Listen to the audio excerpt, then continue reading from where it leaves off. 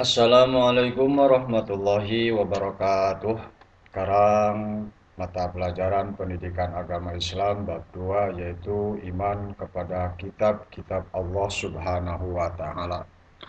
Putra-putri semuanya, iman kepada kitab-kitab Allah Subhanahu wa taala yaitu percaya dan yakin dengan sepenuh hati bahwa Allah menurunkan wahyu kepada rasul-rasulnya berupa kitab-kitab untuk pedoman hidup umatnya. Cara mengimaninya yaitu dengan diyakini dalam hati, diucapkan dengan lisan, diamalkan dengan anggota badan, sebagaimana minggu lalu telah Bapak jelaskan, yaitu iman tasdikun bil qalbi wa ikrarun bil lisan wa amalun bil arkan. Membenarkan dengan hati, mengucapkan dengan lisan, dan mengamalkan dengan anggota badan. Selanjutnya, wahyu Allah Subhanahu wa taala terbagi dua. Satu, ada yang berbentuk kitab berupa kitab. Dua, ada yang disebut dengan suhuf. Kitab yaitu wahyu Allah yang disampaikan kepada para rasul untuk diajarkan kepada manusia sebagai petunjuk pedoman hidup. Sedangkan suhuf ialah wahyu Allah yang disampaikan kepada Nabi dan Rasul tetapi masih berupa lembaran yang terpisah. Selanjutnya, putra-putri semuanya, perbedaan kitab dan suhuf. Kitab dibukukan, sedangkan suhuf masih berbentuk lembaran-lembaran. Kitab isinya lengkap, sedangkan suhuf isinya belum lengkap. Kitab waktunya panjang, masanya panjang, sedangkan suhuf waktunya pendek. Kitab wajib disampaikan kepada umatnya, sedangkan suhuf itu tidak wajib disampaikan kepada umatnya. Nah, jumlah kitab ada 4, jumlah suhuf ada 100. Nah, itu perbedaan antara kitab dan suhuf. Jadi kalau kitab itu dibukukan, sedangkan suhuf itu masih berbentuk lembaran-lembaran. Kitab isinya lengkap, sedangkan suhuf isinya belum lengkap. Kitab waktunya panjang, sedangkan suhuf waktunya pendek. Kitab wajib disampaikan, sedangkan suhuf tidak wajib disampaikan. Kitab jumlahnya ada 4, sedangkan suhuf jumlahnya ada 100. Kemudian persamaan kitab dan suhuf. Nah, persamaan kitab dan suhuf yaitu satu, sama-sama wahyu Allah Subhanahu wa taala. Baik kitab atau suhuf itu wahyu Allah Subhanahu wa taala. Yang kedua, diturunkan kepada Nabi dan Rasul. Ya, jadi diturunkannya kitab dan suhuf itu kepada Nabi atau kepada Rasul. Yang ketiga, mengajak isi daripada kitab dan suhuf yaitu mengajak manusia berbuat baik dan beribadah kepada Allah Subhanahu wa taala. Itu persamaan daripada kitab dan suhuf. Tadi telah Bapak jelaskan bahwa jumlah suhuf itu ada 100, jumlah kitab ada 4. Nah, berikut Nabi dan Rasul yang menerima suhuf beserta jumlah suhuf yang diterimanya. Ada 5, 1 Nabi Adam. Nabi Adam mendapatkan 10 suhuf, Nabi Sis 50 suhuf, Nabi Idris 30 suhuf, Nabi Ibrahim 10 suhuf, Nabi Musa 10 suhuf. Nah, kalau di total jadi 110 ya. Nah, kenapa di atas jumlahnya 100? Karena Nabi Musa setelah mendapatkan suhuf, Nabi Musa mendapatkan kitab yaitu Taurat. Maka suhufnya Nabi Musa itu gugur karena dihapus dengan Taurat. Jadi yang berlaku Taurat. Nah, begitu. Jadi jumlahnya 100. Nah, kitab-kitab Allah Subhanahu wa taala ada 4, 1 Taurat. Taurat diturunkan kepada Nabi Musa alaihissalam pedoman bagi kaum Bani Israel. Isi pokoknya ada 10 perintah. Yang kedua kitab Zabur. Kitab Zabur diturunkan kepada Nabi Dawud. Nah, terus kitab Injil. Kitab Injil diturunkan kepada Nabi Isa, dan yang terakhir Al-Quran diturunkan kepada Nabi kita, Nabi besar Muhammad Sallallahu Alaihi Wasallam. Selanjutnya anak-anakku, pengertian Al-Quran. Nah, maka hari ini Bapak akan lebih memperjelas lagi tentang Al-Quran. Apa itu Al-Quran? Al-Quran menurut bahasa atau etimologi yaitu dari kata qara'a yaqra'u qira'atan wa Qur'anan, yang artinya bacaan yang sempurna atau sesuatu yang dibaca.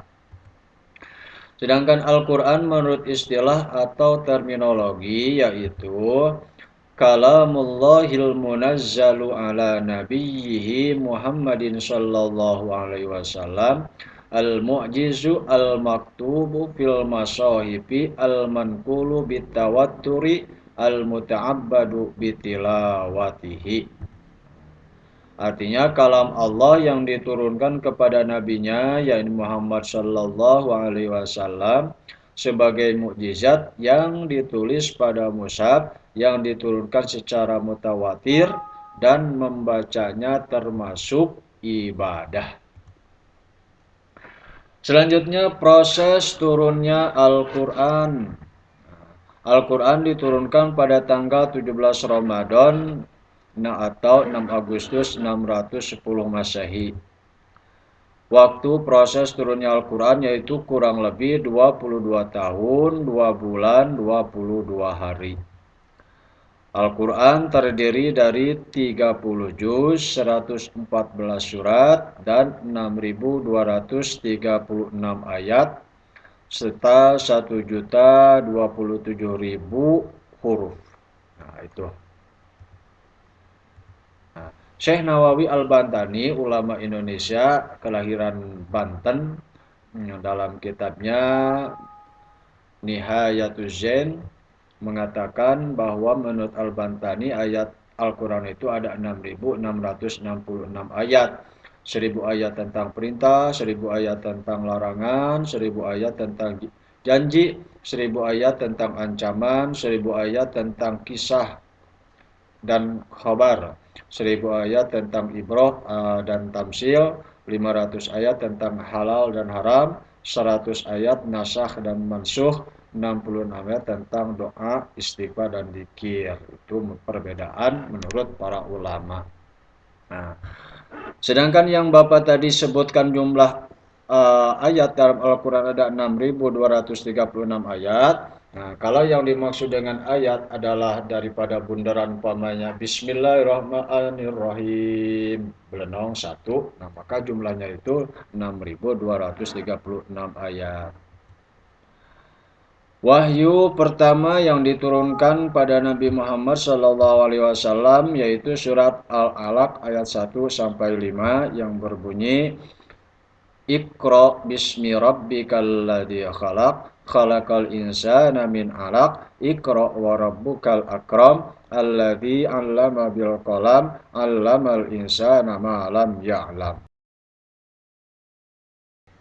Sedangkan wahyu yang terakhir yaitu surat Al-Maidah ayat 3 yang berbunyi al-yauma akmaltu lakum dinakum wa atmamtu alaikum ni'mati wa raditu lakumul islam madina.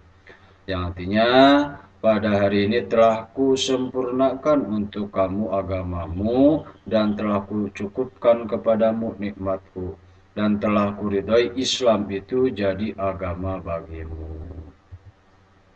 Isi pokok kandungan Al-Quran. Isi pokok kandungan Al-Quran yaitu 1. Akidah, ibadah, syariah, muamalah, kisah atau sejarah, hukum, akhlak, wa'ad dan wa'id. Wa'ad itu janji Allah, wa'id itu ancaman Allah. Yang terakhir ilmu pengetahuan. Selanjutnya fungsi Al-Quran, yaitu yang pertama sebagai petunjuk bagi manusia, yang selanjutnya sebagai pembenar kitab-kitab terdahulu, sebagai pembimbing jalan yang lurus bagi manusia, sebagai pedoman bagi manusia, sebagai bukti kebenaran Nabi Muhammad SAW, sebagai peringatan bagi manusia, dan sebagai mukjizat Nabi Muhammad SAW. Itu diantara fungsi daripada Al-Quranul Karim. Selanjutnya, ayat-ayat Al-Quran itu terbagi dua. Ada yang disebut dengan ayat Makkiyah, yaitu ayat yang diturunkan sebelum Rasul hijrah, terdiri dari 11 juz, 86 surat, 4.780 ayat, kurang lebih selama 13 tahun. Yang kedua yaitu ada yang disebut dengan ayat Madaniyah, yaitu ayat yang diturunkan setelah Rasulullah SAW hijrah. Ayatnya terdiri dari 19 juz, 28 surat, 1456 ayat, kurang lebih selama 10 tahun dalam proses turunnya. Jadi ayat Al-Quran itu ada yang Makkiyah, ada ayat Madaniyah. Perbedaannya, kalau ayat Makkiyah, ayat yang diturunkan sebelum Rasul hijrah. Kalau ayat Makkiyah, ayat yang diturunkan setelah Rasulullah SAW hijrah dari Mekah ke Madinah. Selanjutnya keistimewaan Al-Quran yaitu senantiasa terjaga kemurnian dan keasliannya, sebagaimana firman Allah, Inna nahnu nazzalna dzikra wa inna lahu lahafidun. Kami yang menurunkan Al-Quran, kata Allah, dan kami pula yang menjaga daripada keaslian dan kemurnian Al-Quran. Yaitu selanjutnya keistimewaannya juga Al-Quran penyempurna daripada kitab-kitab terdahulu. Al-Quran berlaku bagi seluruh umat manusia. Al-Quran merupakan mukjizat terbesar yang Allah turunkan kepada Nabi Muhammad SAW. Selanjutnya Al-Quran bahasanya mempunyai uslub. Uslub itu struktur dan gaya bahasa yang sangat luar biasa. Selanjutnya keistimewaan Al-Quran juga, Al-Quran mudah dihafal dan dipahami. Al-Quran terbebas dari kontradiksi. Nah, Al-Quran terbebas dari kontradiksi. Kontradiksi itu campur tangan daripada baik manusia, jin, setan, terutama makhluk-makhluk Allah. Jadi Al-Quran itu murni kalam Allah. Nah, selanjutnya Al-Quran sebagai penyembuh berbagai penyakit. Selanjutnya Al-Quran membaca dan menghafalkannya akan mendapatkan pahala dan kedudukan yang tinggi dan istimewa di sisi Allah Subhanahu wa Ta'ala. Nah, putih semuanya, itulah pembelajaran hari ini tentang daripada iman kepada kitab-kitab Allah Subhanahu wa Ta'ala. Insya Allah lebih lanjutnya, lebih lengkap lagi dilanjut daripada pembelajaran berikutnya. Nah, sekian yang Bapak dapat sampaikan. Assalamualaikum warahmatullahi wabarakatuh.